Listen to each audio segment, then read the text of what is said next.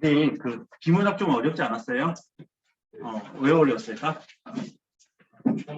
처음 보는 지문? 그럼 여기 뭐 안 어려웠던 친구들은 언제 한번 봤던 지문인가? 다 어려웠나? 저 자신 있게 저는 안 어려웠습니다. 뭐 눈치 보여서 얘기 못할 수도 있고. 근데 이 비문학 같은 경우 여러분들 이제 방학 동안에 우리 이제 2월 달까지 비문학 연습 많이 시킬 건데요.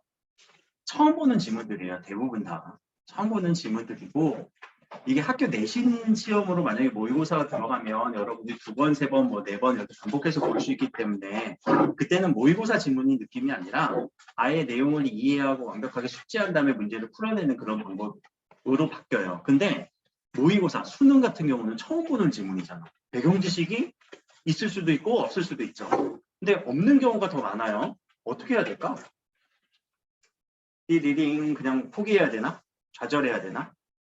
자, 요 방법을 잠깐만 제가 독서 방법 중에 하나 말씀을 드리고 요 지문 오늘 뭐 지문 분석 저랑 할 텐데 자, 여러분들한테 그 기존에 이제 독서 수홍 선생님이 설명하는 방법을 조금만 더 이론화 시킬게요. 여러분들이 어떤 지문을 이렇게 바라볼 때 자, 지문을 바라보는 나예요. 이 지문에 있는 내용을 평소에 여러분들 중학교 때 관점은요. 내 머릿속에 있었던 어떤 내용들이라던가 혹은 개념들로 이 지문들이 이렇게 내려 찍으면서 읽어주는 느낌이에요. 그래서 아 이거 알아 몰라. yes, or no가 그대로 바로바로 판별이 된단 말이에요. 이거 나 알아. 이거 알아. 근데 지금은 그런 지문들이 아니죠. 이 지문들을 내가 이렇게 눈으로 갖고 오는데 이게 뭐지? 이런 느낌들이 더 많이 강했을 거란 말이에요. 그렇죠? 그러면 지금 이 방향을 한번 봅시다. 자, 이렇게 내려가는 방향, 평소에 여러분들이 중학교 때 내신 시험 볼 때 여러 번 반복해서 반복 숙달을 한 다음에 거의 외우듯이 준비해갖고 시험을 봤을 때는 보자마자 yes or no가 결정되는 이런 방향과 처음 보는 이런 지문들이 있네요. 처음 보는 지문들은 이렇게 갖고 올라오게 될 거예요. 방향이 좀 다르죠. 그렇죠? 자, 첫 번째 이 형태를 우리는 하향식이라고 얘기를 해요. 자, 근데 두 번째 이런 형태를 우리는 무슨 식으로 할까? 하향식의 반대네. 상향식이라고 얘기를 해요. 그래서 상향식 독해가 필요한 거예요. 그러면 항상 상향식 독해만 해야 되냐? 이게 번갈아 가면 좋거든요. 배경 지식이 있으면 하향식 독해도 괜찮아요. 예를 들면은 테스트 할 때 저희가 문법 테스트도 했던 거 기억나죠? 마지막에 10문제씩 문법 테스트. 문법 테스트는 상향식 독해가 아니에요. 하향식 독해지. 내가 알고 있느냐 모르냐로 바로 내리찍으면서 문제를 풀어줬던 거고. 근데 처음 보는 지문, 처음 보는 문학작품 이런 것들은요. 여러분들이 상향식 독해로 이거를 읽어내야 돼요. 이 읽어내는 방법을 연습하시는 게 고등학교 과정에 3년 내내 하셔야 되는 거예요. 이거를 최적화시키는 거예요. 처음부터 뭐 강의 수업 한 번, 두 번 듣고 하면 절대 안 돼요. 저는 지금 뭐 20년째 이거 하고 있으니까 계속 연습하고 있는 거예요. 저도. 뭐 내가 20년 동안 글을 읽었다고 해서 이게 뭐 글이 잘 읽힐까? 아니에요. 저도 항상 어려워요. 글 읽는 거. 새로운 개념들도 많이 튀어나오죠. 나 어릴 적만 해도 뭐 핸드폰의 기술 원리, 핸드폰이 뭐야? 그냥 전화기, 우리 공중전화기 요새 없지. 그런 내용들을 우리가 기술의 원리를 읽었다면 지금은 여러분 이번에 그 시험지에 어떤 내용이 나왔죠? GPS 나와 있죠. GPS가 어디 있었어 옛날에. 그러니까 새로운 뭔가 내용들이 나올 때마다 이런 개념들을 상향식 독해해야 되고 상향식 독해가 끝나고 나면 그 다음에 여러분들의 배경 지식화하는 게 좋아요. 그러니까 한 번 읽고 문제 풀고 끝나는 게 아니라 다시 한번 또 정리하면서 배경 지식화해서 쌓아가는 거예요. 그게 많이 쌓일수록 나중에 2학년, 3학년 때 격차가 커집니다. 알겠죠? 배경 지식화가 꼭 필요하냐? 그건 또 아닌데 여러분들이 이제 필요한 부분들이 있어요. 우리 경제라던가 어떤 철학적인 부분 이런 관련 글들은요. 여러분들이 배경 지식화해서 좀 정리해 주는 게 좋아요. 자, 그러면 지금 우리한테 필요한 거는 요 상향식 독해일 거예요. 요 상향식 독해를 조금 더 자세하게 지문에서 얘기를 한번 해봅시다. 그러면 상향식 독해라는 거 실제적으로 요 지문 전체를 보면서 우리 머릿속으로 가져와야 된다고 얘기를 했죠. 어떻게 가져와야 되냐? 저는 이렇게 나눠요. 자, 문단부터 나눠볼까요? 자, 펜 들고 몇 문단인지 문단 나누는 방법부터.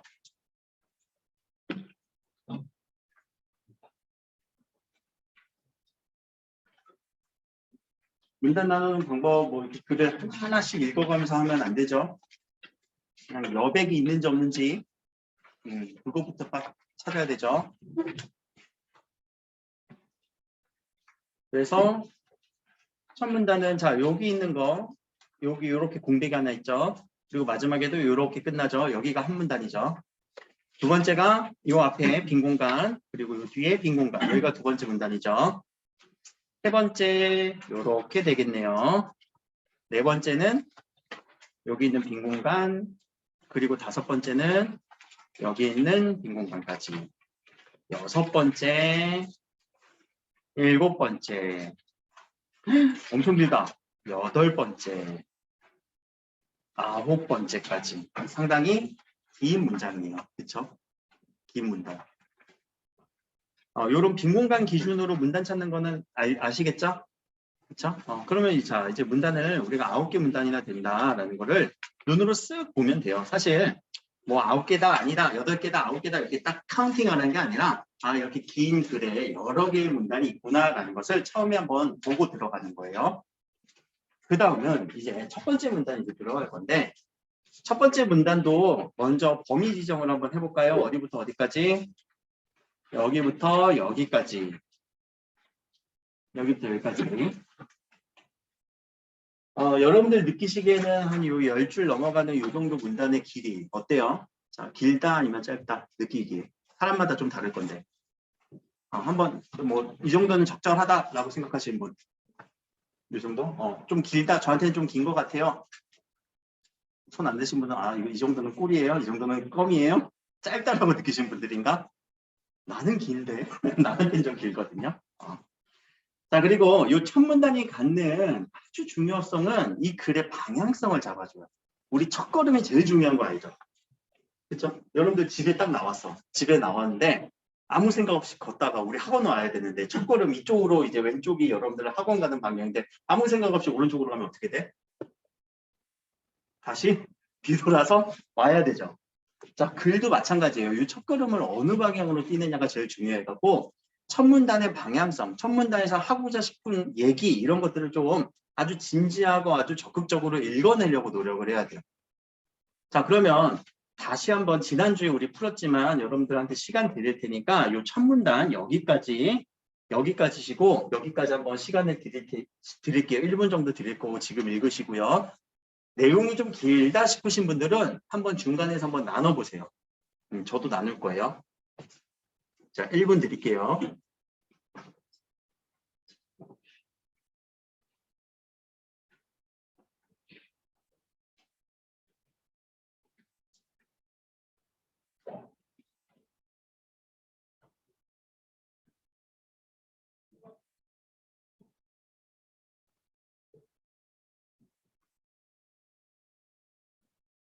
어디서 나눠야 될지 모르시는 분들은 그냥 쭉 읽어보시고 저 선생님은 저렇게 나누는구나 그 기준을 또 삼으셔도 괜찮아요.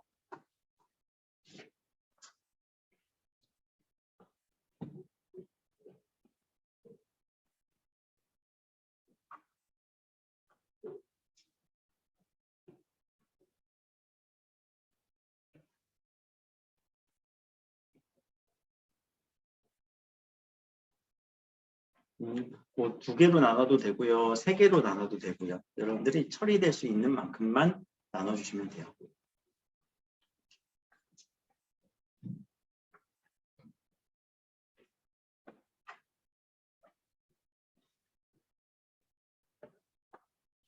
자, 이 정도 되면 한 번은 눈으로 쓱 읽었던 것 같기도 하고요. 자, 그리고 독서 우리 할 때 교정을 조금만 합시다. 어떤 부분을 교정할 거냐면은 자, 여러분들 이제 만약에 펜이라던가 샤프를 들고 자, 요런 태도들은 지향하면 좋아. 지양, 지향 무슨 차이인지 알죠? 다시 한번 정리하자. 자, 지향은 어떻게 하라는 얘기예요? 지향하라는 거는 좋은 거예요. 그쪽으로 향해야 돼요. 그쪽을 해야 되는 거예요. 지양하라는 거는 양자가 사양하라는 거, 거부하라는 얘기예요. 이거 하지 말라는 얘기예요. 자, 이 부분을 좀 지양해 주셔야 돼요. 어느 부분이냐면 펜 들고 그냥 이렇게 줄 쳐가면서 읽는 분들 있지. 이런 분들 생각보다 지금 있거든요. 자, 이렇게 그냥 줄 치는 분들은 이거 지양하셔야 돼요. 왜 그러냐면 자, 지문이 여러분들의 익숙한 지문이에요? 안 익숙한 지문이에요? 안 익숙하죠. 상향식 독해를 해야 되죠. 그러면 상향식 독해를 한다는 거는 여러분들이 머릿속으로 가져와서 머릿속에서 한번 처리할 시간이 필요하다는 거거든요. 펜이 움직이는 속도랑 머릿속에서 처리하는 속도랑 뭐가 더 빠를까? 지금 이렇게 줄치면서 읽으면 펜이 지나가는 속도가 훨씬 빨라요. 훨씬 빨라요, 이게. 그러다 보니까 그냥 한 문단 다 읽으라고 해서 줄치고 딱 읽었는데 머릿속에 남는 거는 없는 경우가 있죠. 그렇게 느끼셨던 분들은 요 태도만 조금만 바꿔도 문단이 읽힙니다. 알겠죠? 그럼 어떻게 읽어야 되냐? 손을 이용하되 끊어주는 느낌. 자, 한 문단을 이렇게 나눴는데 한 문장은 또 어디부터 어디까지냐? 여기부터 여기까지죠. 그렇죠? 한 문장. 한 문장을 먼저 타겟팅을 하시고 이거는 독해가 잘 안 되시는 분들한테 먼저 타겟팅을 얘기한 거예요. 이런 분들은 주어 서술어 찾아야 돼요. 주어 서술어. 주어 서술어 찾아볼까? 자, 첫 번째. 이 문장의 주어. 이 문장의 주어는 그냥 얘기해요. 주어. 누가.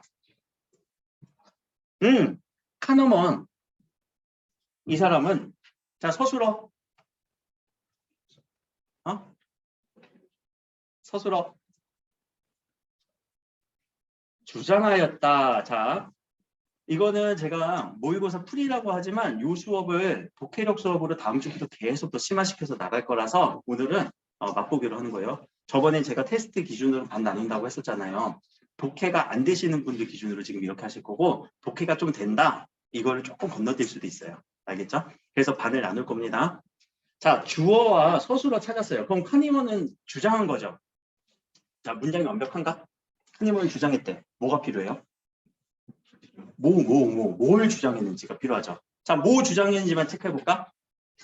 뭐 주장했대요? 이게 너무 길지. 아, 이거 주장했대.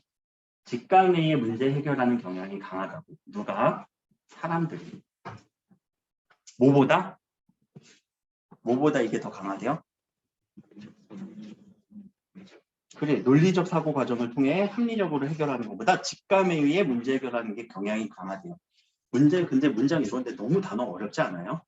생각보다? 아닌가? 이 정도 어휘는 괜찮은가? 경향이라는 단어 뭐예요? 경향. 맞아. 그런 쪽으로 가는 경향이 있어. 그런 쪽으로 쏠리는 측면이 있어. 맞아. 그 정도 어휘가 처리가 되신다면은 바로 처리하셔도 돼요. 그렇죠? 근데 이 경향이라는 단어가 모르시는 분들도 있거든요. 그럴 때는 이 단어를요, 이 문장을요, 조금 더 쉽게 한번 생각을 해봐요. 자, 첫 번째 문장은 뭘 의미하는 걸까? 조금 더 쉬운 나의 말로 바꿔볼까? 스스로가 속으로 다 얘기를 한번 해보세요. 자, 얘기하실 분. 요 첫 번째 문장은 뭐가 뭐보다 더 강하대? 논리적 사고 과정을 통해 합리적으로 문제를 해결하기보다를 쉽게 한번 생각해보자. 논리적 사고 과정을 통해 합리적 문제 해결한다. 무슨 표현이지? 더 쉽게 생각해보자. 논리적 사고 과정을 통해서 합리적으로 문제를 해결한다? 그래, 생각을 통해서. 생각을 통해서 사람들이 문제 해결하는 것보다 자, 두 번째. 직감이 문제를 해결하는 경향이 강하다. 뭐라고 얘기하는 거죠? 이거 더 쉽게 얘기해볼까? 그냥 찍는다. 느낌적인 느낌이다. 자, 그러면은 다시 이 한 문장을 쉽게 이해해보면은 이 사람이 주장했대. 뭘 주장했대요? 사람들 너무 느낌적인 느낌으로 일을 처리하려고 그래. 자, 이해됐어요? 자, 이 과정이 너무 중요한 과정이에요. 여러분들 상향식 독해를 하는 과정에 있어서 자신의 언어로 쉽게 처리가 안 되는 말은요. 읽고 나서도 어떻게 돼요? 머릿속에 남아있을까 안 남아있을까? 날라가요. 우리 지금 몇 문단 봐야 돼요? 지금부터. 1문단부터 시작했고 몇 문단까지 가야 되죠? 8문단, 9문단까지 가야 되죠. 자, 이 긴 글을 읽어나가는 데 있어서 이런 식으로 쉽게 내용 정리가 안 되면 나중에 8문단, 9문단 가면 앞에 있는 내용이 남아있을까 안 남아있을까? 안 남아있어요. 이거 연습하셔야 돼요. 이거를 부단히 이제 연습을 할 거예요. 이해되셨어요? 쉽게 내용 정리 요약하는 느낌으로. 자, 그러면 요 두 줄 절반 정도 되는, 요 세 줄 정도 되는 이 내용이 느낌적인 느낌으로 사람들이 다 결정한대 라고 정리가 끝나버리죠. 그렇게 정리하면서 넘어가는 거예요. 읽고 나서.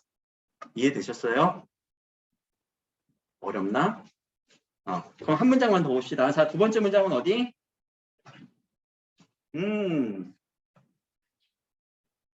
와, 이거 왜 이렇게 기냐? 자, 여기 한 4~5줄 되는 이 문장이죠. 자, 여기서 또 이제 손으로 이용해서 우리가 하나 체크해줘야 되는 부분. 어느 부분을 체크해주면 좋을까? 예컨대라고 하는 이 표시. 자, 예컨대라는 표시는 무슨 의미죠? 예컨대. 예를 들건데 라는 거죠. 조금만 줄게요.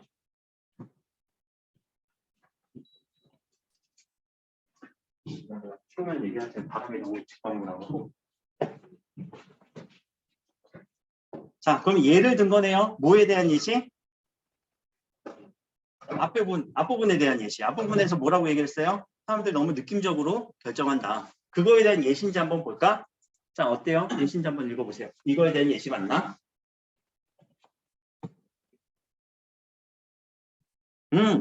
느낌적으로 결정한대. 쉽게 떠오르기 때문에 그 느낌을 가지고 잘못 결정했어 라고 예를 들어주고 있죠. 자, 그러면 적어도 요 문단까지는 여기 한 문단에서 요 정도까지는 우리가 한 덩어리로 처리가 되지 않을까요? 사람들은 너무 고민을 많이 이렇게 해서 이성적으로 생각하기보다 느낌적인 느낌으로 처리하는 게 있어. 그리고 그런 예시를 하나 보여줬어. 그러면 이 문단은 이 정도에서 처리가 되는 걸로 마무리가 될 거예요. 그러고 나서 다음 문단, 다음 뒷부분을 넘어가면은 그렇게 어렵지 않을 거란 말이에요. 자, 지금 이렇게 중간에서 내용 정리 한번 하고 그 다음으로 넘어가고 정리하고 그 다음으로 넘어가고 이런 식으로 천천히 읽어 나가야 상향식 독해가 이루어질 거예요. 자, 집중.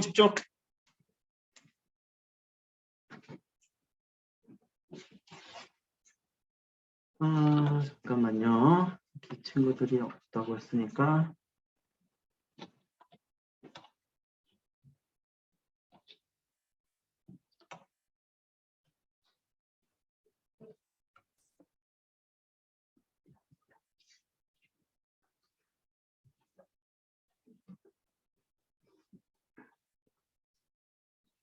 자, 그 다음에 그러면 두 번째 부분은 요 정도가 되겠네요. 요 정도. 요 정도를 한번 또 이제 봅시다. 자, 문장이 어디서 끝나면 한번 볼게요. 그는 이렇게 해서 앞에 있는 예시 이어서 이제 다른 내용으로 조금 더 이어나가는 것 같은데, 자, 주어는 누구예요? 여전히 그는. 서술어는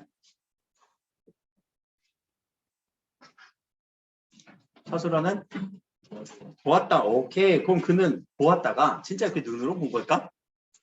자, 그럼 이 내용을 뭐라고 우리 이해하면 될까요? 진짜 눈으로 본 건 아닌 것 같은데. 그렇게 주장했다 혹은 생각했다. 이런 식으로 단어의 유의어가 쓰인 거죠.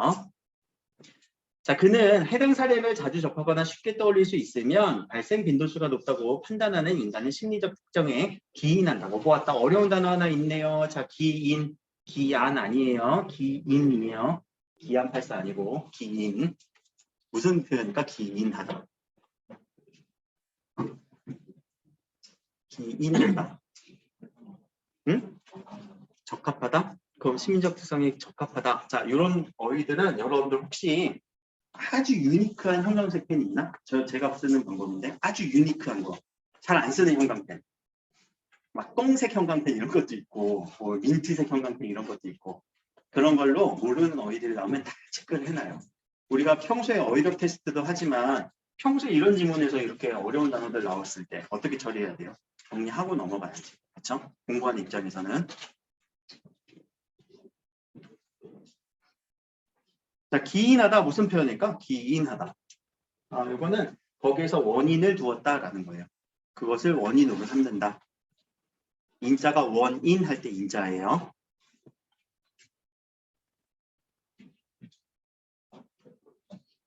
그러면 뭐가 원인이래요? 인간의 심리적 특성. 이것이 원인이에요. 근데 인간의 심리적 특성은 어떤 특성이 있대요?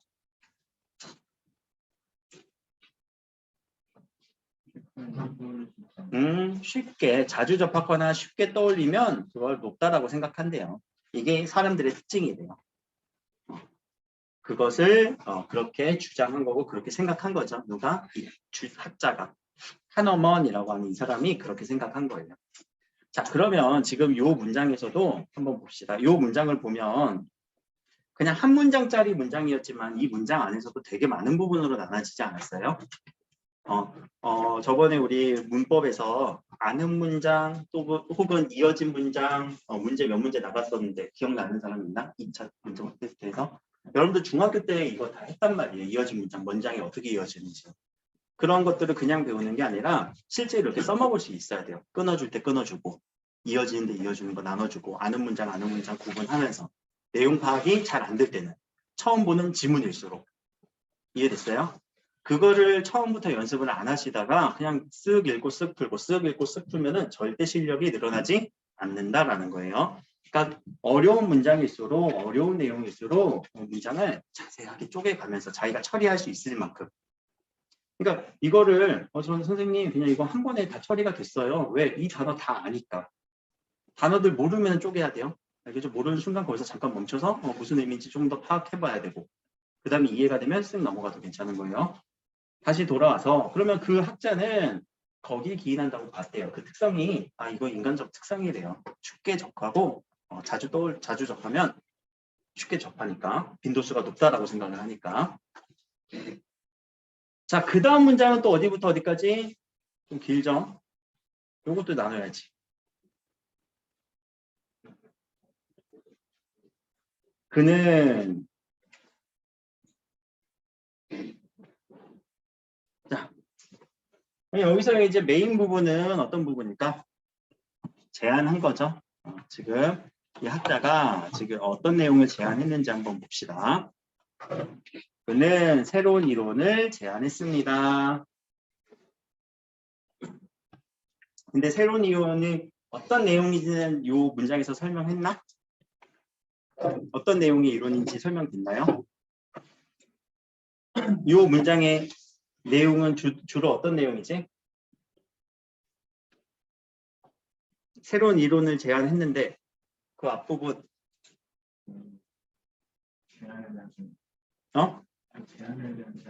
제안에 대한 제안이 나타나게 되는 어떤 상황 얘기하지 않았을까요? 새로운 제안이에요. 그럼 기존에 다른 제안도 있었겠죠. 기존에 어떤 제안? 이 부분. 인간은 합리적 선택을 한다는 전통 경제학의 견제에 반기를 들었습니다. 자, 두 가지 단어 보이네. 전제, 반기. 무슨 의미입니까? 전제, 첫 번째는. 전제라는 단어는 뭘까요? 전제, 이 전자가 앞이라는 뜻이에요. 앞에. 제는 제시하다. 앞에 누군가가 제시한 거예요. 전제라는 거는 앞서서 누군가가 전제했던 거예요. 누가 전제했다고요? 전통 경제학이 전제한 거죠. 뭐라고 전제한 거예요? 사람은 합리적이야. 반기라는 건 무슨 단어지? 반기? 반대되는 거죠. 그렇죠? 반대하는 거예요. 그러면 자, 새로운 이론은 기존의 이론과는 같아요? 달라요? 달라요. 어떻게 달라요? 기존의 이론은 어떤 내용이었는데 사람들은 어떻대요? 응? 합리적일 거라고 생각을 했죠. 자, 우리 합리적이라는 내용은 그러면은 첫 번째 문장에서 어디랑 유사해요? 자, 그렇죠. 요거죠. 근데 이게 아니라 이 사람이 하고 싶은 얘기는 무슨 얘기래요? 아니야, 사람들 이걸로 이렇게 강하게 얘기를 해. 느낌적인 느낌으로 풀어. 느낌적인 느낌으로 선택을 해. 이것이 하나의 새로운 이론으로 제시를 했다라는 거죠. 자, 문단 구조 확인됐죠? 이 얘기를 이제 하려는 것 같아요. 그러면 뒤에 있는 내용들은 자연스럽게 어디와 관련된 내용으로 이어질까? 이 새로운 이론에 대해서 얘기를 하겠죠. 이 학자가 얘기한 이 새로운 이론은 무엇인지 이것을 아마 이후부터는 쭉 설명하지 않을까 싶어요. 그렇죠? 여기까지 첫 문단이에요. 첫 문단은 그래서 좀 힘줘서 읽어줘야 돼요, 여러분들. 제가 이렇게 첫 문단부터 이렇게 좀 막 분석하고 잘라서 생각을 한 것도 그냥 쓱 읽고 독해하신 분들도 있을 텐데 그게 어느 정도 실력이 되시면은 괜찮은데 그냥 넘어가기에는 좀 처음부터 우리가 첫걸음 잘 띄우라고 얘기를 했죠. 문단에서도 그렇지만 여러분들 학습하는 방법에서도 마찬가지예요.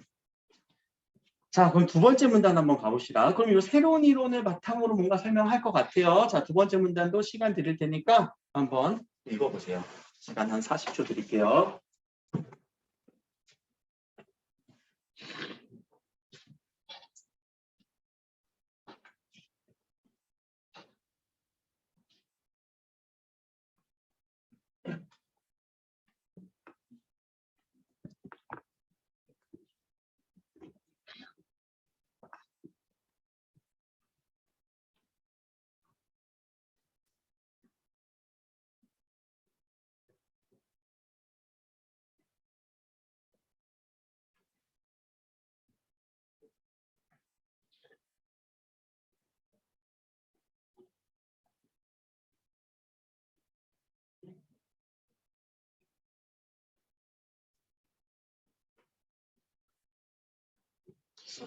자, 그러면 이 두 번째 문단은 일단 새로운 이론에 대한 내용인 것 같아요? 아닌 것 같아요?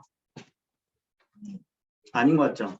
왜? 앞에서 얘기했던 전통 경제학 얘기니까. 전통 경제학에서는 어떻게 본다고 했어요? 인간을 합리적으로 본다라고 얘기를 했었죠. 그렇죠? 그래서 이 전통 경제학에 대한 내용이구나. 아직 새로운 이론 나오지 않았어요. 그래서 사실 이 문단은요. 어떻게 보면은 이 새로운 이론과 관련 없는 문단이니까 우리 눈에서는 사실 지워줘도 관계가 없는 문단이긴 해요. 왜냐면 우리 지금 새로운 이론에 대해서 지금 내용을 찾아야 되잖아요. 근데 이걸 왜 이렇게 넣었을까? 이 부분을 왜 이렇게 넣었을까? 새로운 이론과 관련되지 않는 건데. 여러 가지 의도가 있을 텐데 한번 추론해 봅시다. 왜 이게 여기에 들어갔을까? 응? 맞아. 문제 내려고. 맞아. 또. 이 문제는 어떤 문제? 차이점. 누구와의 차이점? 전통 경제학과 새로운 이론의 차이점을 부각시키려고. 그걸 이제 나중에 문제화할 거니까. 그리고 이거는 제 생각인데 여러분들 헷갈리게 하려고. 이거 헷갈리게 하려고 하는 거예요. 이걸 독해력 측정이라고 여러분들한테 제시를 하는 거거든요. 분명히 이 문단의 이 내용은 앞부분 새로운 내용 아닌데 여러분들이 그냥 쓱 읽으면은 그냥 그 내용인 줄 알아. 그러니까 이 독해력 측정을 위해서 중간중간에 이렇게 방해하는 문단들이 좀 들어가요. 그러니까 그 부분을 여러분들이 잘 정리해줘야 된다는 얘기예요. 이해되셨죠? 자, 그러면 이 부분은 인간의 합리적인 선택을 하는 걸로 전통 경제학의 대표적인 이론인 기대효용 이론이라는 게 있었대요. 자, 단어 자체도 어렵죠? 근데 전통 경제학의 이론인 거예요. 자, 여기까지 보면은 선생님 저는 기대효용 이론 잘 모르겠는데요 라고 하는데 그냥 이거는 여기서 설명하고 있으니까 요거 그대로 갖고 오면 돼요. 여기에 있는 설명을 그대로 여러분들이 수용 받아들이시면 돼요. 배경 지식 동원할 것도 아니고 여기서 설명하는 바는 그대로 이해하면 되고 그대로 받아들이면 돼요. 그랬을 때 자, 효용이란 단어는 무슨 의미예요? 자, 효용은 근데 여러분들 앞으로 3년 동안 가장 많이 볼 단어이기도 해요. 베스트 10에 들어가요. 효용이라는 단어. 무슨 의미죠? 여기서 조금 더 압축적으로 하면 세 글자 찾아볼까? 효용이라는 것은 만족감이다. 자, 이제 정리하셔야 돼요. 효용이라는 단어는요. 여러분들 앞으로 만족감 혹은 조금 더 정리하면 이득이라고 정리하시면 돼요. 상당히 많이 나오는 어휘예요.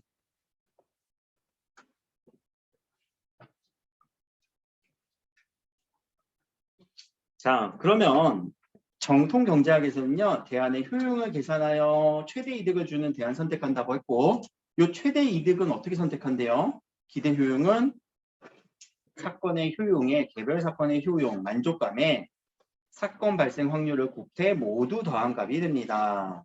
자, 여기다가 공식 한 번만 정리해 볼까요? 어떻게? 그대로. 기대 효용은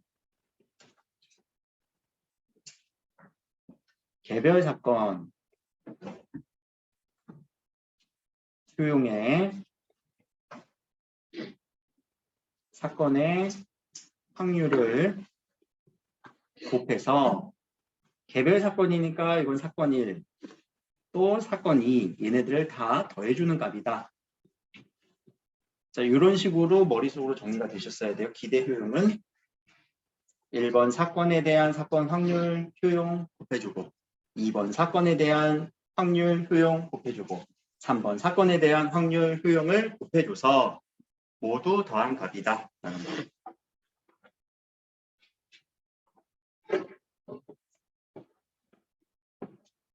그럼 이렇게 보니까 우리 지문이 요 비문학 요 지문이 있다 보니까 결국 어떤 계산도 좀 필요한 느낌도 있죠. 이런 지문들도 나와요, 여러분들. 그러면 계산이 필요할 때 이런 공식들은 여러분들 전혀 모르는 공식이었을 거예요. 그러니까 항상 이렇게 글로 나타내져 있는 이 공식을 옆에 도식화해 주는 거 저는 좀 적극적으로 강추합니다. 글로 눈으로 읽는 것보다 여러분들 수식이 더 빠를걸? 이야기에. 그쵸? 수와 식으로 나타내진 게 더 빠를 거예요. 그래서 이런 식으로 좀 간략하게 정리해 주신 것도 좋아요.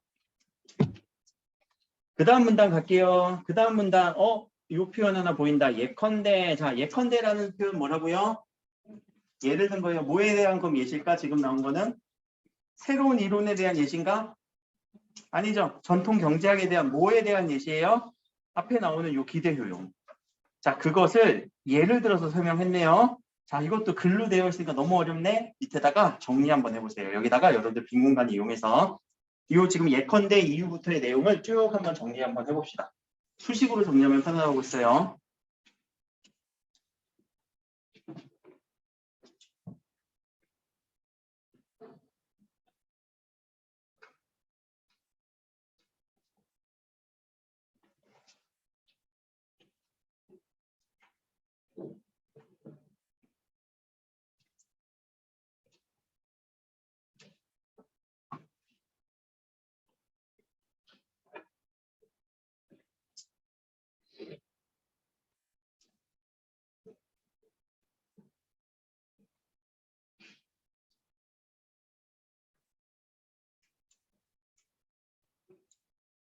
이 수식 정리하니까 서로 비교되나요? A게임과 B게임. A게임과 B게임. 자, 사건 발생이 A에서는 앞면이 나온 사건과 뒷면이 나온 사건이 있죠. B게임도 앞면이 나온 사건과 뒷면이 나온 사건을 서로 더해주는 거였어요. 근데 앞면이 나오는 거를 더해주니까 여기는 10,000원. 그리고 빼기 5,000원. 근데 여기는 5,000원 빼기 2,500원. 그랬을 때 답은 5,000원과 2,500원으로서 어떤 게 효용이 더 크냐? 5,000원짜리 요 A게임이 더 효용이 크다라는 걸 볼 수는 있어요. 그런데 마지막 요 한 문장, 어떤 문장이에요? 하지만 실제 선택 상황에서는 대다수의 사람들이 뭐를 선택한대요? B를 선택할 거래요. 왜 그렇지? 그러면 여러분들 한번 기준을 한번 봅시다. 선생님, 저는 A 선택할게요. 저는 B 선택할게요. 이거는 뭐 여기서는 B 선택한다고 했으니까 왜 B를 선택한지 이유를 설명하겠죠? 그러면 자, 선생님 저는 A 선택하는 게 맞는 것 같은데요? 라고 하시는 분들은 빨리 뭘 해야 되냐? 태세 전환을 해야 돼. 자꾸만 그 자기 주장을 이 비문학의 이 맥락과 무관하게 전 선생님 저는 죽어도 그냥 A 선택할 것 같은데요? 라고 하면은 계속 이제 괴리감만 쌓이는 거죠. 거리감만 쌓이죠. 그러니까 빨리 태세 전환해야 돼. 아, 그래, 알았어. 나도 그러면 B 선택한다고 일단 인정하자. 알겠죠? 아, 나도 A 선택할 것 같아. 뭐 인생 한 방 있지 않아? 그냥 5천 원 따고 말지. 안 그래? 아니면 이거 5천 원이 아니었죠? 10,000원 따고 말지. 그쵸? 나도 그럴 것 같아. 근데 이러면 안 돼. 이러면 안 돼. 지문에 맞춰서.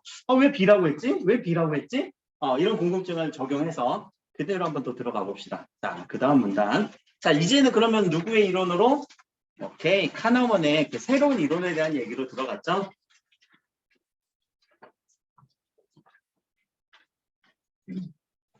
자, 요 문단 같이 한번 읽어볼게요. 자, 이러한 선택의 문제를 설명하기 위해, 자, 여기서 한번 끊어봅시다. 이러한 선택의 문제를 설명하기 위해 이러한 선택은 어떤 선택이라고 했어요? A를 선택하는 게 아니라 뭘 선택한다고? B를 선택하는 거. 그래, B를 선택하는 문제를 설명을 해줘야 되잖아. 이거 왜 이렇게 B를 선택해요? 그것을 위해서 무슨 이론이 또 나와요? 전망 이론을 제시했대요. 전망 이론이라는 단어는 그럼 우리가 알고 있는 내용인가? 알고 있는 내용인가? 아직 모르죠? 그러면 이 안에서 설명해 줄 거란 말이에요. 자, 안에 있는 설명으로 봅시다. 전망 이론은, 자, 전망 이론은 무엇인지 제가 줄치는 이 부분까지만 한번 읽고 자신의 말로 한번 요약해 봅시다.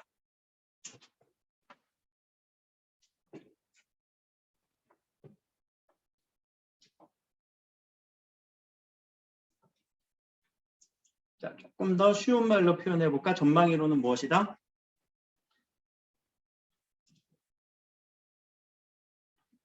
전망 이론은 뭐에 더 반응을 많이 크게 한대요? 손실을 조금 더 크게 느낀대요. 전망 이론. 아, 오케이. 전망 이론은 손실을 더 크게 느끼는 이론이 돼요. 자, 이해됐죠? 그러니까 너무 이렇게 긴 문장, 한 두 줄에 대한 이런 문장, 뭐에 대한 설명 혹은 뭐에 대한 정의 나올 때는 쉬운 말로 여러분들한테 좀 바꿔서 이해하려고 노력을 하시고요.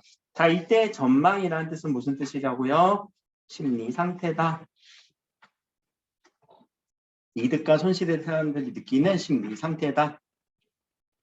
그래서 전망은 대안을 선택했을 때 발생할 수 있는 개별 성과의 가치에 가중치를 곱해 모두 더한 값이다. 자, 이런 식으로 나오면 뭐 하라고요?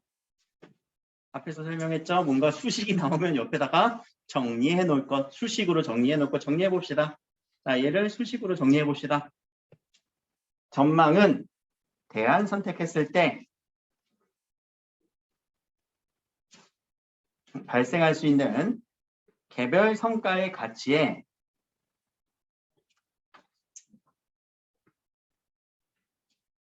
각 결정에 가중치를 곱해서 모두 더한 값이래요. 개별 성과 1번의 개별 성과, 2번의 개별 성과를 다 더해주는 거래요. 이 정도로만 수식 정리해놔요. 그러면 이제 이거에 대해서 뭐 자세하게 풀어서 물어볼 수도 있고, 근데 다소 좀 추상적으로 나오는 이런 수식 같은 경우는 크게 물어보진 않고요. 구체적으로 나올 때만 물어볼 거예요.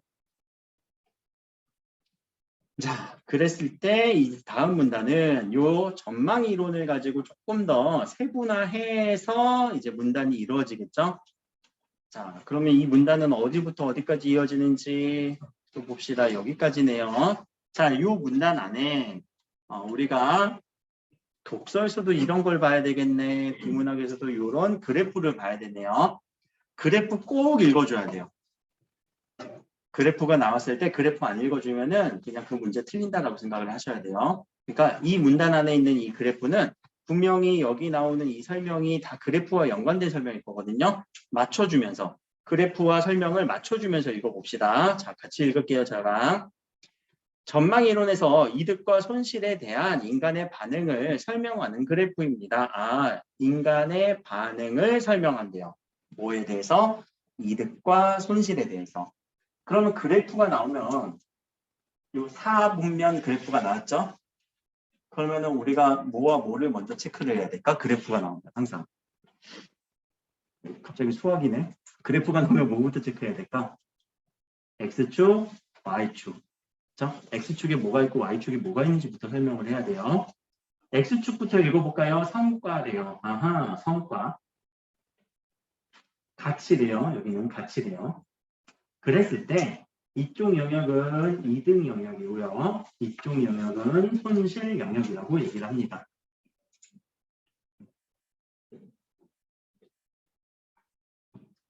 그랬을 때 밑에 있는 설명, X축은 성과를, Y축은 성과에 대해 사람들이 부여하는 가치를 나타낸 것입니다. 가치를 나타낸 것입니다. 가치. 그러면 이 선은 성과 대비 가치를 나타내주는 선이네요. 그렇죠? 성과 대비 가치를 나타내주는 선. 두 축이 교차하는 지점은 현재 나의 상황을 의미하는 준거점으로. 자, 준거라는 단어 혹시 알아요? 준거. 이해되시는 분? 준거. 요거는 기준이라고 생각하시면 됩니다. 알겠죠? 가끔 나와요. 요 위도 기준. 자, 그러면 요 준거점이 어딘지 찾아봐야 될 것 같은데 찍어볼까요? 준거점 어디예요? 준거점. 어디로 얘기해야 될까? 그래프에서. 그래프에서 여기겠죠, 여기. 왜? 두 축이 교차하는 거니까. 두 축이 교차하는 요 지점. 여기가 준거점일 거예요. 그대로 찾아줘야 된다는 얘기. 자, 이를 기준으로 오른쪽은 이득 영역, 여기 기준으로 여기가 이득, 그렇죠? 왼쪽은 손실이라고 얘기를 했네요.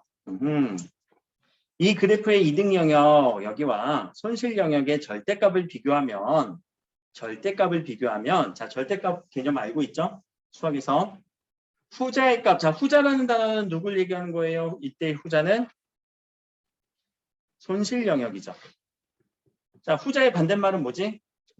전자는 이득 영역. 이게 전자가 되겠죠. 자, 후자의 값이 더 크다는 것을 알 수 있는데, 자, 진짜 그런가? 이 손실 영역의 값이 더 큰가? 그래프 보니까 어떻게 비교하면? 후자의 값은 이렇게 되고요. 전자의 값은 이렇게 되겠죠. 얘의 값은 이 정도밖에 안 되는데, 얘의 값은 이 정도까지도 내려와요. 그쵸? 이만큼의 차이. 누가 더 커요? 절대값을 치면은 얘가 더 크죠. 자, 그래프를 가지고 읽어주는 거예요. 그쵸? 지금. 이는 같은 크기의 이득과 손실이 있을 때 이득감보다 손실감이 더 크다는 것을 의미한다. 자, 손실감이 더 크다는 것을 의미한다. 무슨 이론의 우리 주된 내용이었어요? 앞에서 얘기했던 전망이론. 전망이론은 손실에 대해 민감하게 반응하니까 요 그래프는 지금 전망이론에서 사람들이 손실에 더 민감하게 반응하는구나 라고 하는 그것에 대한 그래프구나. 잠깐만 우리 쉬어가는 느낌으로 잠깐만 여기까지. 힘드니까 잠깐만 쉽시다.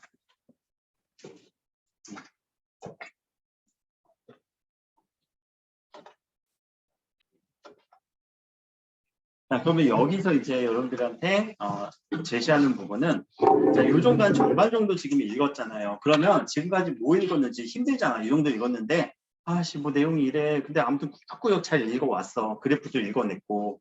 그럼 지금까지 뭐 했는지 정리하고 오세요. 정리하고. 빨리 머릿속으로 한번 쓱 해봐. 이거 뭐 전통적 경제학은 사람들 되게 뭐 합리적으로 선택한다고 했는데 이 학자가 주장한 거는 아니야. 이 사람들 되게 느낌적인 느낌으로 선택을 한대. 그래서 그 느낌적인 느낌으로 선택하는 이론을 전망이론으로 얘기했고 전망이론의 요약은 뭐에 대해서 민감하게 반응한다고요? 손실. 오케이. 거기까지 하면은 정리 끝. 자, 우리가 읽어왔던 거죠. 그렇죠? 그렇게 한번 중간 정리하시고 난 다음에 그 다음에 이제 다음으로 넘어가 주시면 좋아요. 항상 앞부분이 정리 안 된 채로 좀 느낌이 좀 구린 느낌이 남아있는 채로 넘어가면은 계속 그 부분이 발목을 잡거든요. 정리 한번 하시고 자 이제 넘어갑시다. 그 다음 문단. 자, 이 그래프에 따라 앞서 예를 든 게임 A와 게임 B 중 사람들이 후자를 더 많이 선택한대요. 뭘 선택한다고요? B, 게임 B. 게임 B가 후자라고 얘기를 했죠. 여기서는. 그럼 이거 왜 많이 선택할까? 한번 이유를 분석하면 끊고 이유 얘기할 수 있을 것 같은데 여러분들이 뭐를 더 크게 느끼니까 사람들이 손실. 뭐가 더 손실이 컸어요? A와 B 중에서? A가 더 손실이 컸죠. 왜 A는 얼마 잃는 거였어요? 맞아. 10,000원을 잃었을 때 이득감보다 10,000원을 잃었을 때 손실감이 더 크기 때문에 그 결과를 해석할 수 있다. 우리 이유를 확실하게 알고 있네요. 그렇죠? 손실이 더 크니까 그거 피하고 싶은 거야, 사람들. 자, 여기는 그래서 그 이유가 되겠네요. 자, 전망 이론에서는 이러한 심리, 어떤 심리예요? 다른 말로 표현해 볼까? 이러한 심리는 어떤 심리? 앞에서 얘기했던 심리 중에서 어떤 심리? 뭘 더 크게 느끼는 심리? 손실을 더 크게 느끼는 심리가. 자, 요런 부분들이 뭐냐면은 지시어거든요. 이 지시어가 나왔을 때는요, 우리가 이거 뭐 지시하고 있는지 확실하게 처리해야 돼요. 이러한이 뭐야? 그거 확실하게 처리해줘야 돼요. 이해됐죠? 자, 이러한 심리가 무슨 심리? 그래, 손실을 더 크게 느끼는 심리가 라고 여러분들은 머릿속으로 읽어줘야 되고, 실제 선택의 행동에 영향을 미치는 틀 효과로 설명을 합니다. 자, 여기서 또 하나가 나오네. 여기서 이제 틀 효과. 이에 따르면 이 틀 효과로 설명하는 것에 따르면 사람들은 여러 대안 중 하나를 선택할 때 자신에게 이득을 주는지 손실을 주는지에 따라서 전자를 긍정의 틀로, 후자를 부정의 틀로 인식을 합니다. 자, 긍정의 틀은 누구?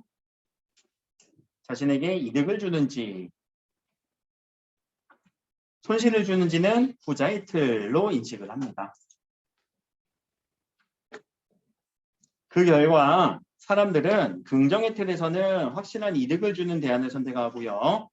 긍정의 틀 안에선 이득을 주면 확실한 이득이면 선택. 부정의 틀에서는 불확실한 손실을 주는 대안을 선택을 합니다. 불확실성을 위험이라 할 때, 자, 불확실성을 우리가 위험, 앞에서 그럼 불확실, 이런 걸 다 위험으로 바꿔주면 된다는 거죠. 불확실성을 피해 확실성을 추구하는 것을 위험 회피 성향으로 얘기를 하고요. 불확실성을 추구한 것을 위험 추구 성향에 해당하므로, 자, 정리합시다. 다시. 위험 회피 성향은 뭐라고요? 위험 회피 성향은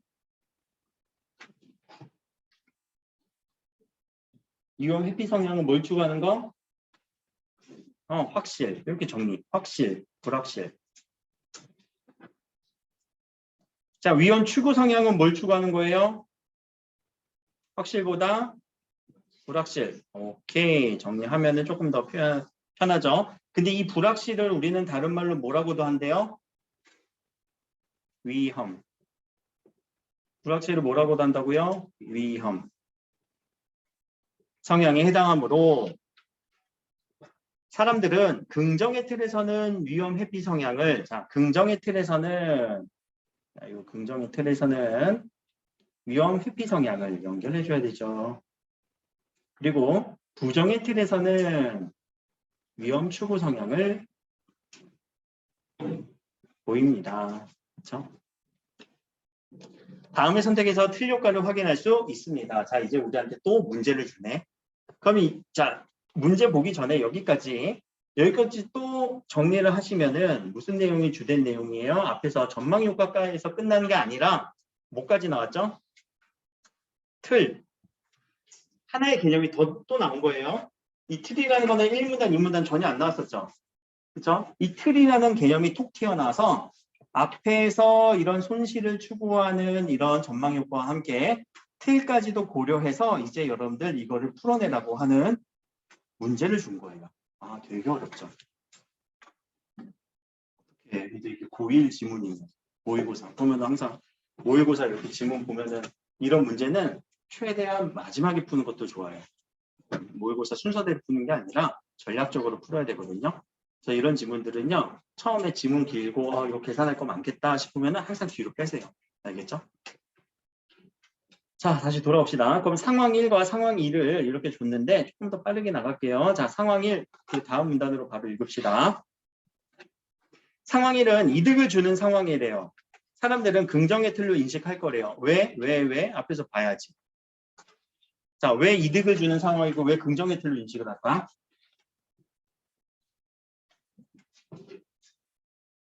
왜? 이 상황 1이 왜 그럴까? 왜 이득을 주는 상황이고 긍정의 틀일까? 받는 거밖에 없죠. 잃는 거 있어요? 없어요? 없어요. 다 받는 거밖에 없어. 그렇죠? 받는 거밖에 없어요. 그러니까 긍정의 틀. 자, 어떤 느낌인지 알겠죠? 자, 두 번째는 그러면 상황 2는 손실을 주는 상황이래요. 그래서 부정의 틀로 인식을 한대요. 왜 그렇지? 한번 볼까? 상황 2는 잃거나 읽는 거. 이건 읽는 거밖에 없죠.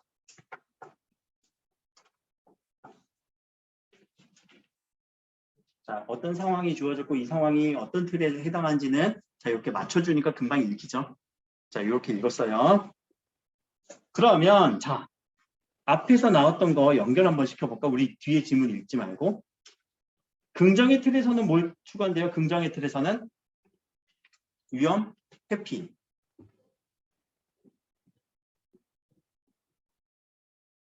위험, 회피. 부정의 틀에서는 위험, 추구. 자, 이렇게 연결이 될 수 있을 것 같아요.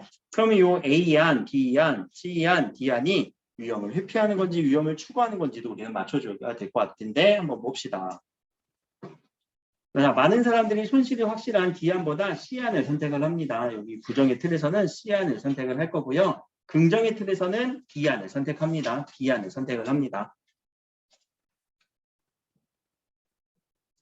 자, 결국 사람들은 이거를 선택할 거고요. 이거를 선택할 거예요. 다시 한번 볼게요. 자, 긍정의 틀에서는 자, 왜 위험을 회피한 게 B안이지? 위험을 회피했네. 그렇지. 아무것도 받지 못한다. 이 위험을 회피한 거죠. 자, 그러면 위험을 추구하는 요 부정의 틀에서는 어떤 걸 위험을 추구한 거예요? 그래, 그냥 손에 그냥 읽는 것보다 안 읽을 수도 있잖아. 그렇죠? 그래서 선택을 한 거예요. 이해됐죠? 자, 이렇게 적용하시면서 마지막 문단 어떻게 끝나는지 한번 봅시다. 전통 경제학은 인간이 합리적 선택을 한다는 전제로 이상적인 경제 상황을 설명했다면 전통 경제학이 갑자기 또 나왔네. 우리 지금 아무런 관계 없었던. 근데 이 카너먼의 이론은 근거에 대해서 선택행동에 대한 근거에 대해서 설명을 하고 행동경제학이라는 새로운 분야를 개척하였다라고 하면서 뭔가 칭찬하면서 끝났죠. 의, 가치, 혹은 뭐 장점 이렇게 마무리가 됐네요. 그렇죠?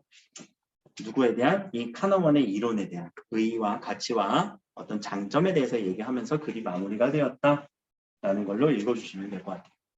상당히 글이 복잡하고 길었는데 내용은 카너먼의 이론에서 어떤 틀 안에서 사람들이 어떤 선택을 할 것이냐 그런 얘기를 했던 것 같아요. 자, 그렇게 요약이 되시는 분들은 요약을 해주셔야 되고요. 독해력 기준으로 나중에 이제 다음 주에 반을 명시적으로 나눌 때는 아마 이렇게까지 이제 하시는 분들이 있고 아니면 이거를 쓱쓱쓱쓱 그냥 넘어가면서 하시는 분들도 있을 건데 그 부분은 이것도 수업 시간에 다뤄보도록 할게요. 자, 문제풀이에 대해서는 문제풀이 유형만 보고 넘어갈게요. 자, 문제풀이 유형을 뭘 고를 거냐면 발문을 보고요. 내용일치 문제 그대로 내용일치라고 써주세요. 내용일치는 지금처럼 그 지문을 잘 읽으면요. 그대로 떠오를 거예요. 그대로 답이 나올 거예요. 답이 나온지 안 나온지는 여러분들 한번 읽어보시면 될 것 같고. 자, 기억의 사례는 앞부분 기억의 사례 어떤 사례라고 했지? 기억의 사례. 여기. 빈도수가 높다라고 하는 거. 빈도수가 높다라고 하는 거 사람들이 우리 느낌으로 선택한다고 했었잖아요. 그렇죠? 그랬을 때 자주 접하거나 빈도수가 높을 때 그런 선택을 하기 쉽다라고 하는 이 사례를 그대로 적용해야 되는 거예요. 이 사례를 적용하는 문제. 그럼 가장 여기 사례에 적용할 수 있는 거, 사람들이 빈도수가 높고 자주 접하는 거, 그런 거 찾아주시면 될 것 같아요. 문제 푸는 방법입니다. 자, 그 다음은요. 자, 이 그림에 대해서, 자, 보기를 가지고 이제 이해해야 되는 문제예요. 이해돼야 문제예요. 자, 내용 일치 문제랑은 좀 달라요. 내용 일치는요. 맞다 아니다 OX라고 한다면 내용 이해 문제는요. 이것을 가지고 추론을 해야 돼요. 근데 그래프를 보면서 우리는 추론했던 거죠. 그래서 2등 영역을 우리 이 그래프를 보면서 2등 영역과 그리고 거기서 가치의 크기가 어떨수록 폭이 어떠한지를 여러분들이 그래프 읽어주는 느낌이에요. 그래프를 정확하게 읽어줄 수 있으면은 이 문제도 맞출 수 있었던 거예요. 자, 카너먼의 입장에서 상황 1과 상황 2에 대해서 설명을 했는데, 자, 이런 것들은요, 이제 실제 사례에 적용해주는 문제예요. 카너먼의 입장은 그러면 어떤 입장인지 정리를 해야 되겠네. 카너먼 입장은 어떤 정리? 어떤 틀 안에서, 긍정의 틀, 부정의 틀 안에서 사람들은 어떠한 성향, 어떠한 성향이 있더라. 그렇죠? 그리고 사람들은 합리적이지 않다. 대부분 느낌적인 느낌으로 선택을 한다. 라는 입장. 그런 입장을 가지고 정리를 해주시면 될 거예요. 그렇죠? 그랬을 때 요 B와 D, A와 C 각각의 선택에 대한 얘기들을 아까 우리가 분석을 했으면은 요 문제도 적용하는 문제로서 어렵지 않게 풀릴 거고요. 자, 14번 문제. 요 A를 바탕으로 추론을 해야 되겠네요. 이것도 적용 문제죠. 이해 적용 문제. 그럼 보기를 명확하게 읽어줘야 되거든요. 보기를 제대로 안 읽으면은 이거는 뭘 적용해야 될지 가늠을 할 수가 없어요. 그래서 보기 읽을 때 정확하게 한번 요약을 해봅시다. 한 달 후에 제품이 마음에 들지 않으면 반품하세요. 환불해 드릴게요. 라고 하는 광고 문구가 있대요. 근데 제품을 구매하는데도 반품은 한대요? 안 한대요? 잘 안 한대요. 그럼 이 내용을 앞에 있는 상황에 대한 내용을 가지고 뭐 어떻게 연결을 할 수 있을까? 사람들 왜 반품 안 할까? 앞에 있는 우리 내용으로 연결하면은 뭐가 더 크게 느껴지는 것 같아? 반품을 하는 순간? 손실이라고 생각을 하니까. 그래요. 그런 내용과 연결시켜주면 지문이 풀려요. 알겠죠? 자, 여기에서 보기 요약을 한 다음에 지문의 내용과 연결해주는 게 이게 포인트예요. 이거 연결 못하면 계속 따로 노는 느낌이거든요. 이 연습도 계속 하셔야 되는 거고. 자, 사람들의 선택에 대한 예측하는 겁니다. 이것도 적용하는 문제네요.